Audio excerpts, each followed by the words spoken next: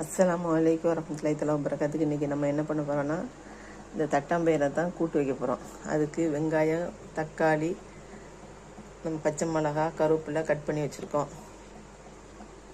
இதை ஊற வச்சுருக்கோம். இப்போ அடுப்பை பற்ற வச்சு சட்டி வைப்போம். பிஸ்மில்லாஹிர் ரஹ்மானிர் ரஹீம். சட்டி வச்சு இப்போ எண்ணெயை ஊற்றிக்கிடுவோம். 2 ஸ்பூன் எண்ணெய். வெங்காயம், கருவேப்பிலை போட்டுக்கிறோம். இப்போ நம்ம இஞ்சி போட்டுக்கலாம். இப்போ நம்ம இந்த தட்டாம்பயிரை போட்டுக்கலாம்.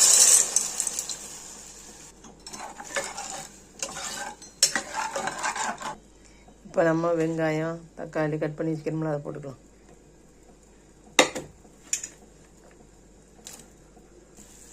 தேவையான அளவு உப்பு போட்டுக்கலாம். மிளகாய் தூள் போட்டுக்கலாம்.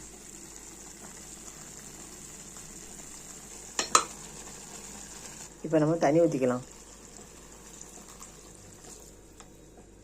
தண்ணி விட்டு நல்லா கிளறி விட்டாச்சு. இப்போ குக்கர் விசில் போட்டு விசில் ஓட வைக்கலாம்.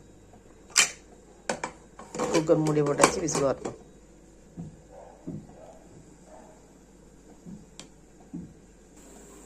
இந்த தீயில் 2 விசில் வச்சுட்டு இப்போ நம்ம தீயை குறைச்சி ஒரு 7 விசில் விட்டு இறக்கிடுவோம். ஏன்னா நம்ம அவ்வளோ ஊறப்படலை, கொஞ்சம் நேரம் தான் ஊறப்பட்டோம்.